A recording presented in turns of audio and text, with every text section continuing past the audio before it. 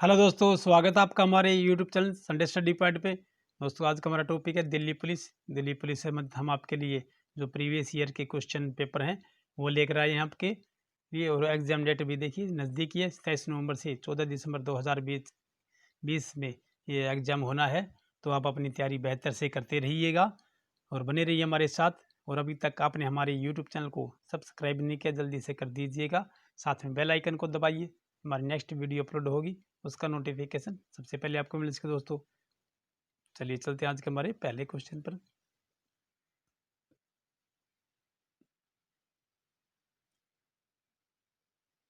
आज का हमारा पहला क्वेश्चन है मृग तृष्णा।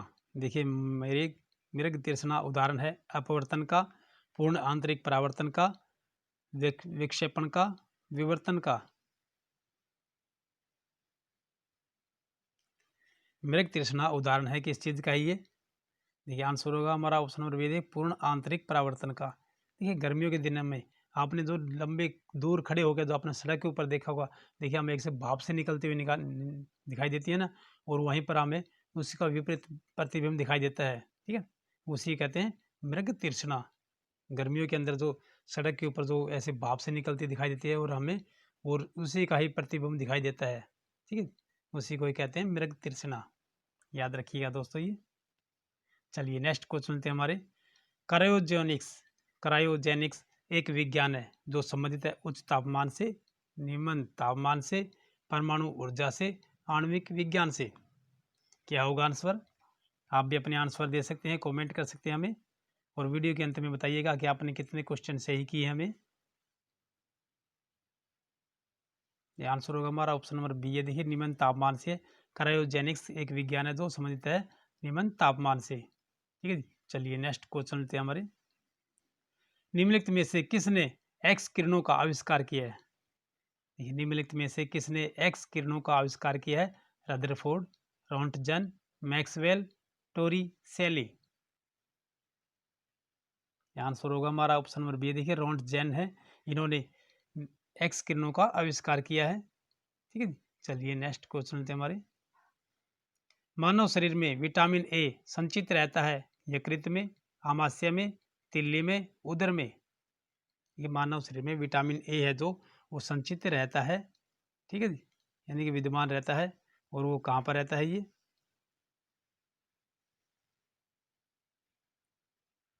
क्या होगा आंसर?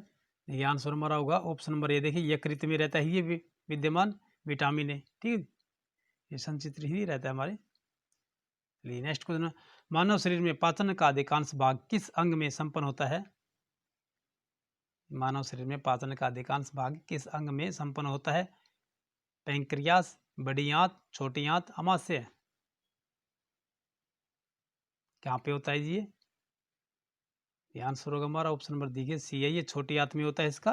ठीक है जी, मानव शरीर में पाचन का अधिकांश भाग छोटी आंत में ही संपन्न होता है ये। ठीक है, चलिए नेक्स्ट क्वेश्चन लेते हैं हमारे। भारत रत्न अंगलंक। देखिए, भारत रत्न अलंकरण कब से प्रारंभ किया गया है? यानी कि भारत रत्न कब से देना प्रारंभ किया है? 1950, 1947, 1954, 1960। ये आंसर होगा हमारा ऑप्शन नंबर सी। देखिए, 1954 से देना शुरू किया है ये भारत रत्न। ठीक है, चलिए नेक्स्ट क्वेश्चन लेते हैं हमारे। भारतवर्ष में प्रथम रेमन मैगसेसे पुरस्कार किस विजेता कौन था? भारतवर्ष में प्रथम रेमन मैगसेसे पुरस्कार विजेता कौन था? सी.डी. देशमुख, जयप्रकाश नारायण, डॉक्टर वर्गीज कुरियन, आचार्य विनोबा भावे। आंसर होगा हमारा ऑप्शन नंबर डी। देखिए, आचार्य विनोबा भावे थे जो जिन्हें सर्वप्रथम भारत में रेमन मैगसेसे पुरस्कार मिला था। ठीक है, चलिए नेक्स्ट क्वेश्चन लेते हैं हमारे। निम्नलिखित में से किस विषय पर नोबेल पुरस्कार नहीं दिया जाता है? देखिए, किस विषय पर नोबेल पुरस्कार नहीं दिया जाता है? चिकित्सा, गणित, अर्थशास्त्र, रसायन शास्त्र। देखिए, चिकित्सा पर दिया जाता है। ठीक है, अर्थशास्त्र में भी दिया जाता है, रसायन शास्त्र में दिया जाता है, परंतु गणित में नहीं दिया जाता ये। ठीक है, जो नोबेल पुरस्कार है ये गणित में नहीं दिया जाता है। चलिए नेक्स्ट क्वेश्चन लेते हैं हमारे। बुकर पुरस्कार किस क्षेत्र में प्रदान किया जाता है? बुकर पुरस्कार किस क्षेत्र में प्रदान किया जाता है? कल्पना साहित्य लेखन, औषधि, साहस के कार्य, विज्ञान। बुकर पुरस्कार किस क्षेत्र में प्रदान किया जाता है? ये आंसर होगा हमारा ऑप्शन नंबर ए है। देखिए कल्पना साहित्य लेखन में दिया जाता है ये, ठीक है जी, साहित्य लेखन है उसमें बुकर पुरस्कार दिया जाता है। चलिए नेक्स्ट क्वेश्चन लेते हैं हमारे। वीरता का सर्वोच्च सम्मान सूचक पद जो शत्रु के सामने असीम शौर्य और अदम्य साहस दिखाने या आत्म बलिदान करने पर भेंट किया जाता है, उसका क्या नाम है?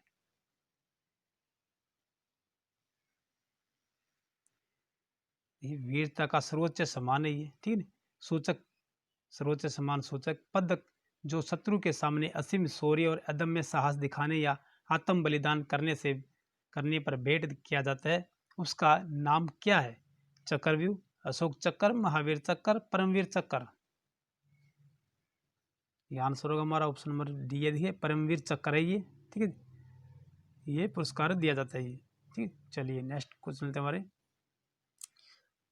रुइया ट्रॉफी निम्नलिखित में से किस खेल से संबंधित भारत की सर्वाधिक प्रतिष्ठित ट्रॉफी है? देखिए रुइया ट्रॉफी है ये, किस खेल से संबंधित भारत की सर्वाधिक प्रतिष्ठित ट्रॉफी है? स्क्वैश, तैराकी, ब्रिज, शतरंज। आंसर हमारा ऑप्शन नंबर सी देखिए ब्रिज से है ये, ठीक है। ये भारत की सर्वाधिक प्रतिष्ठित ट्रॉफी है ब्रिज, और ये रुइया ट्रॉफी नाम से जानी जाती है, ठीक है। चलिए नेक्स्ट क्वेश्चन लेते हैं हमारे। ओवल क्रिकेट स्टेडियम विश्व के किस देश में है? ओवल क्रिकेट स्टेडियम विश्व के किस देश में है? Australia, Bharat, New Zealand, England. Oval stadium जो है ये कहाँ पर है? आंसर होगा हमारा ऑप्शन नंबर डी देखिए ओवल, इंग्लैंड में ही ये स्टेडियम, ठीक है। चलिए नेक्स्ट क्वेश्चन लेते हैं हमारे।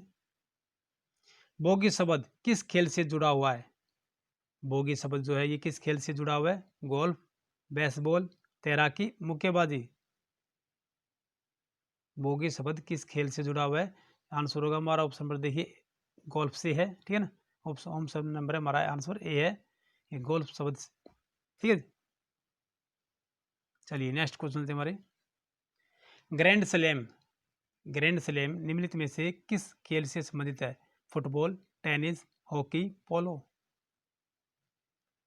ग्रैंड स्लैम किस खेल से संबंधित है? आंसर हमारा ऑप्शन नंबर बी है, देखिए टेनिस से ही संबंधित, ठीक है। चलिए नेक्स्ट क्वेश्चन हमारा। जापान का राष्ट्रीय खेल क्या है? हाराकारी, जूडो, निप्पॉन, टोजो। जापान का राष्ट्रीय खेल क्या है? आंसर हमारा ऑप्शन नंबर बी है, देखिए जूडो है ये, ठीक है। चलिए नेक्स्ट क्वेश्चन लेते हैं हमारी। इंडिया डिवाइडेड किसकी रचना है? इंडिया डिवाइडेड किसकी रचना है? ये पुस्तक है आचार्य कृपलानी, डॉक्टर राजेंद्र प्रसाद, मौलाना Abdul Kalam Azad, doctor Ambedkar. India divided किसकी रचना है? ये आंसर हमारा ऑप्शन नंबर बी है, देखिए डॉक्टर राजेंद्र प्रसाद की है ये, ठीक है जी। चलिए नेक्स्ट क्वेश्चन लेते हैं हमारे।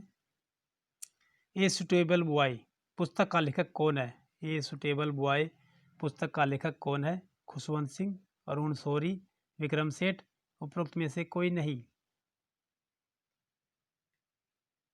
आंसर हमारा ऑप्शन नंबर सी देखिए विक्रम सेठ हैं ये, ए सुटेबल बॉय के लेखक। नेक्स्ट क्वेश्चन हमारा। दास कैपिटल के लेखक कौन है?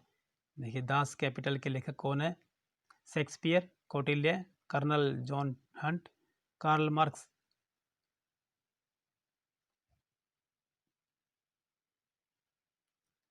आंसर हमारा ऑप्शन नंबर डी होगा, कार्ल मार्क्स है ये दास कैपिटल के लेखक।